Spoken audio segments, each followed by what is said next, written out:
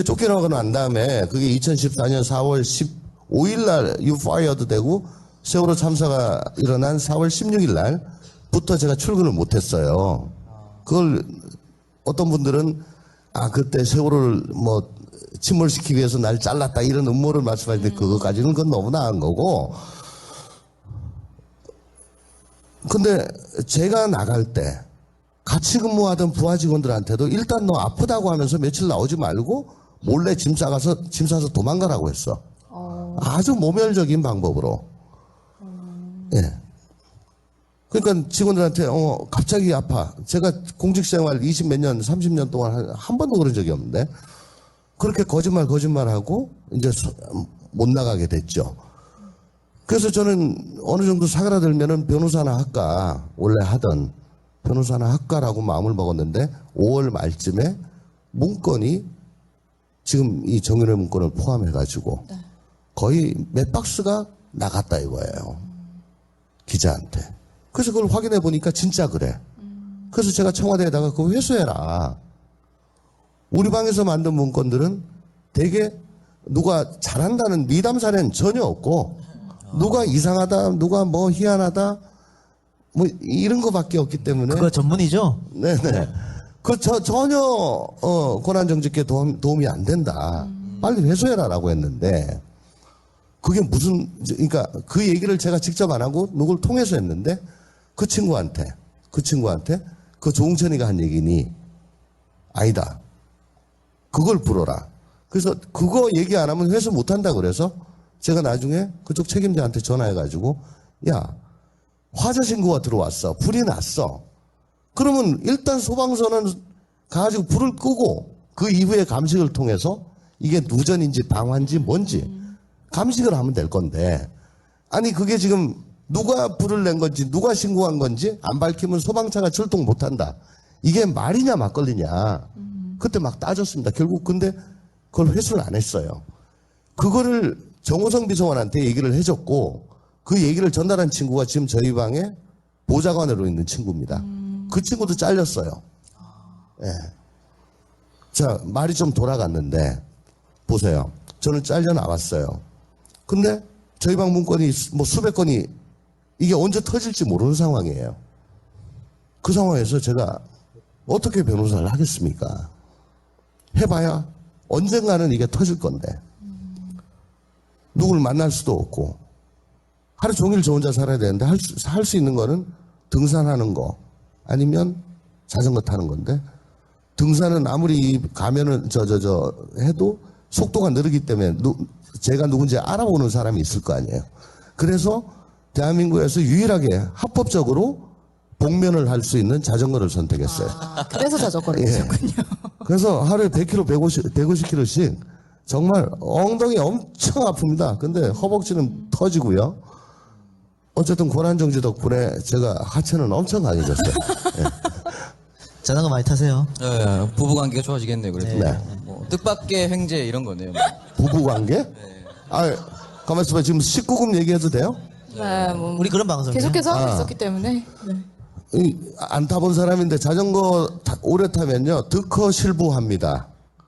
허벅지를 얻고 불알을 잃어요. 전립선이 눌려가지고 전립선이 눌려서 부부관계에는 젬병입니다. 경험담이신가요? 물론입니다. 그 어쩐지 의원실 근데 이게 정치인에게는 최고예요. 의원실에 소팔메토 하나 놔드려야겠어요. 놔주세요. 네, 오늘 유행어 하나 건졌네요. 득허실부. 네. 네. 하여튼 그렇게 인내의 시간 거치고 이제 횟집을 하면서 다시 등장하셨잖아요. 네. 정윤회 집? 그걸로 하려고 그랬죠. 십상스시. 맞습니다. 그래서 이제 뭐 저희 안가 옆 동네 바로 네. 그렇죠. 150m 정도. 그 정도. 그래서 저희도 가서 많이 술도 얻어먹고 이렇게 했었는데 그리고 나서 이제 그 영입 제안이 더민주에서 갔고 입당했고 뒤늦게 남양주 쪽에 뛰어들어서 공천을 받고 선거운동 기간이 굉장히 짧았습니다. 할 수 있는 네. 기간이 그렇죠. 그래서 다들 어려울 거라 했는데 살아 돌아오셨고 그 얼마 안 되는 기간이지만 유독 고마운 분이 한 몇 분 계실 것 같아요. 누구 네, 뭐 가장 좀 감사하고 아내분은 싶은 당연히 고마울 거고 사실 별주장에 가보신 분 혹시 계신지 모르는데 사모님이 엄청 미인이세요. 예. 그리고 저를 너무 좋아해. 이 작가 이 얘기를 왔다가 하고 싶으셨던 거죠. 이 작가 왔다가 너무 좋아해. 그래서 장모님 술 너무 많이 드셔요. 네. 그래서 내가 좋은가? 내가 이렇게. 근데 취하면 옆에서 막 때려요. 근데 사모님은 당연히 할 테고 또 정말 고맙다 뭐 이렇게 한번 생각이 한 분 정도 날 것 같은데 어떤 분이 그렇게 고맙습니다. 우선은 최재성 의원. 최재성 의원 정말 고맙죠. 여기 마포을도 역시 손혜원 의원 오시면서 정청래 의원이 전폭적으로 도와줬지만 우리 최재성 의원은 자기 선거할 때도 목이 쉰 적이 없는데 완전히 목이 갔어요. 예. 너무너무 자기 선거보다 더 열심히 했다는 게 지역의 평입니다. 또 자기 지역구를 저보고 오라고 그랬고요. 뭐 비우고 그거는 뭐 그런데 어쨌든 너무 열심히 하시는 바람에 제가 그걸 선거 기간 내내 지켜보면서 야, 되게 보면은 국회의원 저 뭐 무슨 기소가 된다거나 무슨 스캔들이 생긴다거나 그래가지고 어쩔 수 없이 그만두고 그래서 누가 와가지고 국회의원 하려 그러면은 그거 못하게 자꾸 방해하고 하는 게 이때까지 통례였는데 네. 이분은 그런 것도 없이 그냥 그만두고 또 자기 지역구에 온 사람이어가지고 그냥 목이 쉬어가면서 모든 걸 바쳐가면서 그렇게 하시는 거 그거 너무 감동을 받았고요. 그리고 우리 저 문재인 전 대표 사실은 그분 아니었으면 제가 지금 이 파란 옷을 입지를 못하는데 우리 가게로 찾아오셔가지고 깜빵에 있는 파란 옷은 입을 수 있어서 숫자가 있는. 아니 근데 깜빵에 파란 옷은 개털이 입는 거고 범털은 녹색이에요. 녹색. 예, 예. 문 대표가 고맙다는 얘기하다가 중단됐어요. 하세요 아이씨. 계속. 예. 그때는 되게 원망스러웠습니다. 장사 열심히 하는데 오셔가지고 자꾸 방해를 해서 원망스러웠는데 결과적으로 저는 사실 그 별주부장을 한 게 하나는 이제 구속영장 기각되고 난 다음에 와이프 꼬셔가지고 한 거거든요. 하나는 현실적으로 박근혜 정부 3년 동안 내가 할 수 있는 게 아무것도 없다. 그냥 확정적으로 없다. 그런데 자전거만 3년을 더 탈라니 이건 뭐 전립선에 예, 전립선 안 걸릴 것 같아서 도저히 못하고 할 수 있는 게 자영업밖에 없고 또 청와대 비서관 하던 놈이 갑자기 소주집을 한다 그러면 저 새끼 왜 저럴까? 그게 어떻게 보면은 그 고난정지 그분한테 엿먹으라 그 자체로 그렇게 될 것 같아서 이제 이름을 정윤회 집으로 짓고 뭐 십상스시라고 짓고 뭐 그렇게 했던 거예요. 저는 정계는 애초에 생각도 안 했는데 작년도 10월 달에 저 1심에서 무죄 받고 난 다음에 이제 그다음부터 민주당 사람들이 저희 가게를 자꾸 오고 결국은 문 대표께서 오시고 했는데 뭐 진정성을 느끼고 이제 결국은 뭐 입당을 했습니다. 그러나 지금 제가 입당을 하지 않았더라면 역시 별주부장에서 열심히 치고 있을 건데요. 그것도 뭐 나름 의미가 있는 일이나 오늘 같은 이런 좋은 자리에서 여러분들 만날 수도 없었을 것이고 또 크게 보면은 지금 광화문에 달려갈 수도 없었을 것이고요. 결국은 문 대표께서 약속은 했습니다. 당신이 청와대 안에서 있었던 일 그건 절대로 얘기하지 마라. 우린 그런 거 바라고 당신 입당을 원하는 건 아니다. 그렇지만은 당신처럼 그렇게 살았던 사람이 우리 당에 와가지고 뿌리를 내리고 컬러 그대로 의정활동하는 모습 그런 게 그 자체가 우리 당에 도움이 된다고 말씀을 하셔서 들어갔던 건데 결국은 어떻게 됐든 제가 9월 20일 날 대정부 질의에서 최순실 문제를 최초로 거론하고 한겨레 JTBC 등과 합작해가지고 쭉 이어갔던 게 이제 지금 이렇게까지 왔습니다. 결국은 우리나라 민주주의 회복을 위해 가지고 우연찮게 큰 역할을 하는 계기가 된 게 문 대표께서 저희 가게 오셔가지고 소주 드신 거 아닌가. 예, 예. 자, 고마운 분, 최재성 의원, 문재인 전 대표 이야기해줬고, 선거 결과가 박빙이었죠? 네, 249표요. 249표. 이재희 안 나왔으면 떨어졌을 것 같고. 예. 그건 맞아요. 예, 그 예. 정도는 우리가 해줬겠지. 예. 이명박 너무 급해가지고 네. 선거 직전에 우리 최재성 의원이 아마 섭외를 예, 예, 해서 예, 예. 이재희 나갔어요. 예. 우리 오창석 평당원도 좀 그때 도움을 받지 않았나요? 저도 한 2만 표 차로 네, 그렇죠. 200이랑 조금 차이 많이 나지만 네. 하여튼 뭐 그렇게 했는데 그때 그 박빙의 승부에서 이긴 것하고 지금 지역의 평판은 완전 다를 것 같아요. 그래도요, 서울하고 수도권하고는 차이가 많습니다. 저희 지역 알아보시는 분들 엄청 많아졌지만, 그래도 서울 그냥 다닐 때 알아보시는 분하고는 이게 비교가 안 돼요.